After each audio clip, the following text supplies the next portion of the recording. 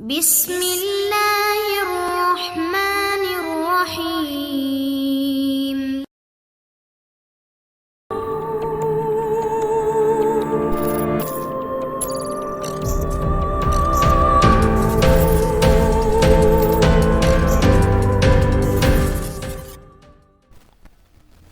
अस्सलाम वालेकुम दोस्तों। Imran series novel Juliana top action by Mazhar Kaleem MA। अगर आपने अभी तक हमारे चैनल जासूसी दुनिया को सब्सक्राइब नहीं किया तो सब्सक्राइब करें और बेल आइकन पर क्लिक कीजिए। न्यूयॉर्क पागलों के से अंदाज में दफ्तर के अंदाज में सजे हुए कमरे में टहल रहा था। इमरान इस मदाम जैकी के साथ गायब हो चुका था। इसकी कार रेलवे स्टेशन के करीब होने वाले एक्सीडेंट के करीब सड़क के किनारे खाली खड़ी मिल गई थी। एक्सीडेंट में जो लड़की हलाक हुई थी वो मदाम जैकी के मेकअप में थी, लेकिन अस्पताल में इसकी लाश आने के बाद पता चला कि वो मदाम जैकी ना थी बल्कि कोई और मकामी लड़की थी। मदाम जैकी और इमरान और इसके साथियों की तलाश में इसने पूरी सीक्रेट सर्विस को फाल किया हुआ था। रेड एरो के साथ साथ वेस्टर्न कार्मिन के दारुल हुकूमत में भी इनकी तलाश इंतहाई जोर शोर से जारी थी, लेकिन कहीं से भी इनके मुतालिक कोई खबर ना आ रही थी। और जैसे जैसे वक्त गुजरता जा रहा था, न्यूयॉर्क की परेशानी बढ़ती जा रही थी। वो जल्द अज जल्द मदाम जैकी को पकड़ना चाहता था, लेकिन इससे जीरो लिबर्टी का राज हासिल कर सके, लेकिन इसका कहीं पता ही ना चल रहा था। इसी लम्हे फोन की घंटी जोर से बज उठी और न्यूयॉर्क इस तरह टेलीफोन पर झपटा जैसे भूखा उकाब किसी कबूतर पर झपटता है। Yes, New York speaking. बॉस, मैंने इमरान के साथी नोमानी का पता चला लिया है। वो एक टैक्सी में बैठा रेलवे स्टेशन से कार्डेल कॉलोनी जा रहा था कि रास्ते में कोरो के साथियों ने उसे अगवा कर लिया। मुझे इस अगवा का पता इस टैक्सी ड्राइवर से लगा तो मैंने फौरन उसे तलाश किया और फिर मुझे मालूम हो गया कि नोमानी को टावर रोड की एक पुरानी और खस्ता इमारत में ले जाया गया है, जिस पर किसी क्लब का पुराना बोर्ड लगा हुआ है जिस पर लिखे हुए अल्फाज तकरीबन मिट चुके हैं। मैंने इस इमारत की निगरानी शुरू की तो मालूम हुआ कि ये अड्डा पेशेवर कातिलों के ग्रुप सेक्शन 3 का है, जिसका इंचार्ज कोरो है। और बॉस, जब मैं वहां पहुंचा तो 2 कारें वहां से निकल कर गई हैं, जिनमें से एक सुर्ख रंग की भड़कती हुई कार में इस ग्रुप का चीफ कोरो भी सवार था।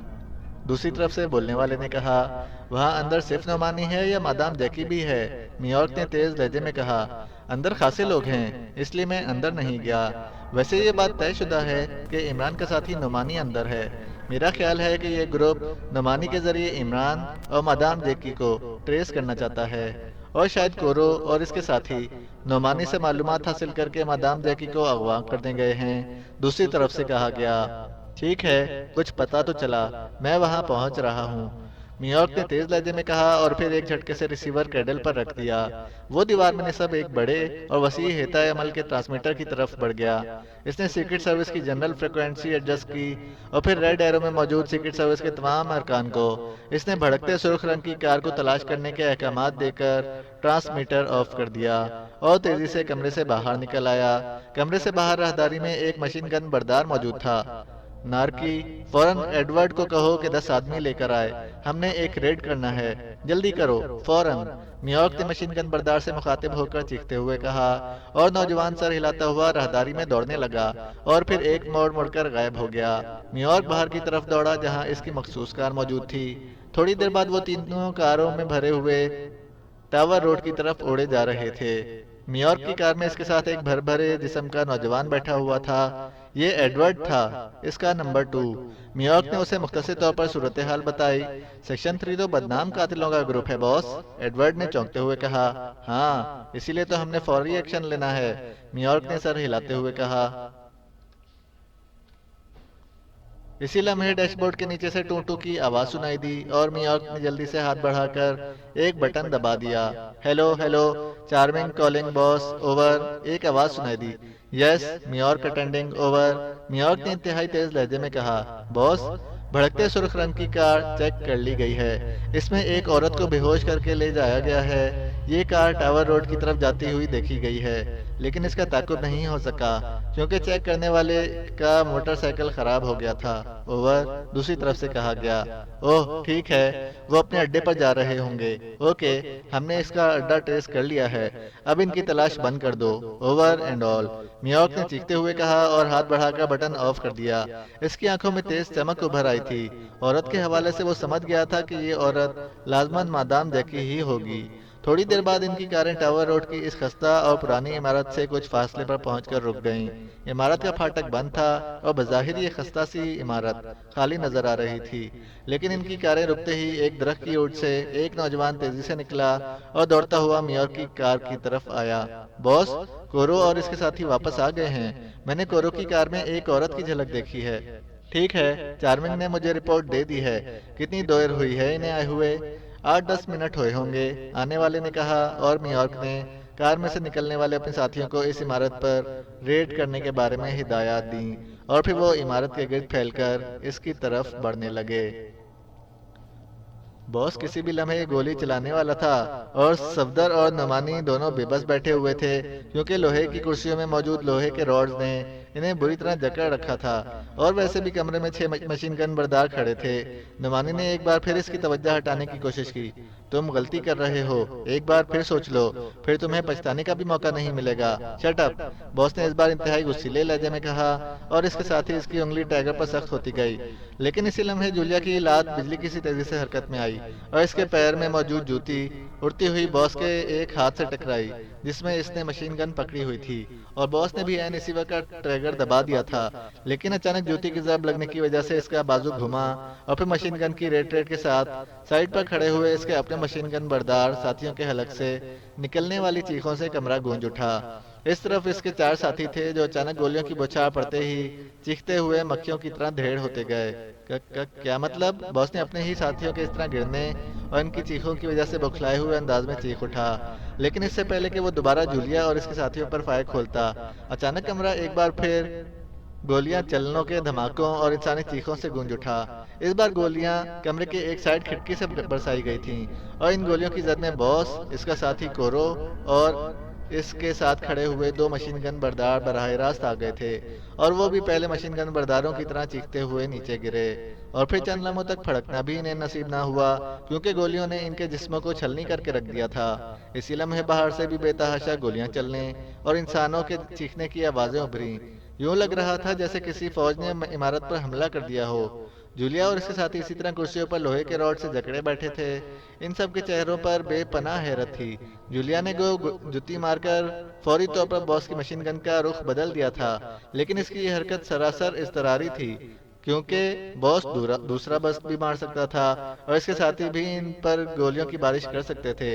लेकिन खिड़की से होने वाली इस फायरिंग की इन्हें ख्वाब में भी तवक्का नहीं थी। खिड़की में लोहे की ग्रिल लगी हुई थी, लेकिन इसमें इतने सुराख बहरहाल मौजूद थे कि इनमें से मशीन गन की नाल डालकर फायर खोला जा सकता था। मेरे ख्याल में ये लाजमन इमरान होगा, लेकिन इमरान आता तो अकेला आता। यहाँ तो बहुत से अफराद फायरिंग कर रहे हैं, सफदर ने कहा। अरे, ये मादाम तो बेहोश पड़ी है। ओह, ये लड़की भी इंतहाई बुजदिल है। जूलिया ने अचानक चौंक के साथ बैठी हुई मादाम जैकी की तरफ देखते हुए कहा। इसकी गर्दन वाकई साइड पर ढलकी हुई थी। ये बेचारी आम सी लड़की है। इस कदर खौफनाक हालात में इसने बेहोश तो होना ही था, सफदर ने मुस्कुराते हुए कहा। इसी लम्हे बाहर से फायरिंग की आवाजें बंद हो गईं और फिर दौड़ते हुए कदमों की आवाजें दरवाजे की तरफ आती सुनाई दी। दूसरे लम्हे दरवाजा एक धमाके से खुला और 4 अफराद अंदर दाखिल हुए। इन सब के हाथों में मशीन गनें थीं और नोमानी और सफदर इन्हें देखकर चौंक पड़े क्योंकि ये सीक्रेट सर्विस का चीफ न्यूयॉर्क और इसके साथी थे। न्यूयॉर्क सबसे आगे था। ओह, इमरान तो यहाँ मौजूद नहीं है। ठीक है, मादाम जैकी को उठाओ और चलो यहाँ से, न्यूयॉर्क ने चीख कर अपने साथियों से कहा और साथ ही इसने जूलिया की तरफ इशारा किया। और इसका एक साथी तेजी से जूलिया की कुर्सी के उकब में आया जब एक और साथी ने जल्दी से आगे बढ़कर मशीन गन का दस्ता जूलिया के सर पर रसीद कर दिया। ये मादाम जैकी नहीं, जूलिया है। नुमानी और सफदर बैक वक्त चीख पड़े। एक ही भरपूर जरब से जूलिया की गर्दन भी ढलक गई। बकवास मत करो, मैंने इसे अस्पताल में देखा है। ये मादाम जैकी है, जूलिया के मेकअप में। ये जूलिया है, मादाम जैकी नहीं है। अब ये मेकअप में नहीं है। बॉस, क्यों ना इस दूसरी लड़की को भी साथ ले लें, ये पहले ही बेहोश पड़ी हुई है। नहीं, ये इमरान की साथी जूलिया होगी और मैं इमरान से टकराना नहीं चाहता, इसलिए मैं इन्हें जिंदा भी छोड़ रहा हूँ। जल्दी करो, उठाओ इसे जल्दी, इमरान न्यूयॉर्क ने चीखते हुए कहा। इस दौरान कुर्सी का मैकेनिज्म खत्म करके जूलिया को कुर्सी के रॉड से निकाल लिया गया था और फिर वो जूलिया को कंधे पर लादकर इस तेजी रफ्तारी से वापस दरवाजे से बाहर निकल गए जिस तेज रफ्तारी से वो अंदर आए थे। ओह, अहमक आदमी, न जाने किसने इसे सीक्रेट सर्विस का चीफ बना दिया है, नुमानी ने गुर्राते हुए कहा। ये वाकई अहमक है। इसने अस्पताल में मादाम जैकी को जूलिया के मेकअप में देखा था और वो यही समझ रहा है कि अभी तक मादाम जैकी जूलिया के मेकअप में है। लेकिन वो लाजमन मादाम जैकी को भी पहचानता होगा, नुमानी ने कहा। लाजमन पहचानता होगा, लेकिन वो यही समझ रहा है कि मादाम जैकी के मेकअप में जूलिया है, सफदर ने जवाब दिया और नुमानी ने सर हिला दिया। अब हमें भी कुछ करना चाहिए या इसी तरह कुर्सियों में जकड़े बैठे रहेंगे। अगर मुझे जरा सा भी शक पड़ जाता कि ये तुम लोगों तक पहुंच जाएंगे तो मैं शुरू से ही इनसे टकरा जाता, वहीं टैक्सी में ही। मेरे तो वहमो गुमान में भी ना था कि ये चक्कर चल रहा है, नुमानी ने कहा। तो ये तुम्हारी वजह से हम तक पहुंचे हैं? हमें तो एहसास तक नहीं हुआ। हम तो कमरे में बैठे बातें कर रहे थे, इमरान कहीं गया हुआ था कि अचानक हमारे दिमाग चकराए और फिर जहनों पर यकलख्त अंधेरा सा छा गया। इसके बाद हमें होश आया है, सफदर ने कहा। मैंने टैक्सी ड्राइवर को कार्डेल कॉलोनी चलने का कहा था। इन्होंने मुझे अगवा करते वक्त टैक्सी ड्राइवर से पूछ लिया था। इसके बाद इस बॉस के साथी कोरो ने जब कार्डेल कॉलोनी का नाम सुना तो इसने कहा कि वहाँ थॉमसन का खुफिया अड्डा है और थॉमसन लॉर्ड बोमिन का आदमी है। लेकिन चूंकि मैं किसी थॉमसन से वाकिफ ना था इसलिए खामोश रहा। फिर तुम लोग यहाँ पहुँच गए, नुमानी ने सफदर को तफसील बताते हुए कहा। हाँ, तो इस तरह पहुंचे ये वहाँ? शायद हमें किसी गैस की मदद से बेहोश किया गया था, सफदर ने कहा। हाँ, और ये बॉस तो बेहोशी के आलम में ही मादाम जैकी और जूलिया का खात्मा करना चाहता था, मगर मैंने उसे शक में डाल दिया। इसके बाद उसने मशीन की मदद से मेकअप साफ किए और फिर इंजेक्शन लगाकर तुम्हें होश में ले आया, नुमानी ने कहा। इसी मेकअप के साफ होने की वजह से तो जूलिया इस न्यूयॉर्क के हत्थे चढ़ गई है। बहरहाल, अब यहाँ से निकलें कैसे? हम तो बुरी तरह जकड़े हुए हैं। मुझे सोचने दो, सफदर ने कहा। लेकिन दूसरे लम्हे वो एक बार फिर चौंक पड़े क्योंकि बाहर से इमरान की आवाज़ सुनाई दी। अल्फाज तो समझ में ना आए थे, लेकिन वो दोनों इमरान की आवाज़ और लहजा बखूबी पहचान गए थे।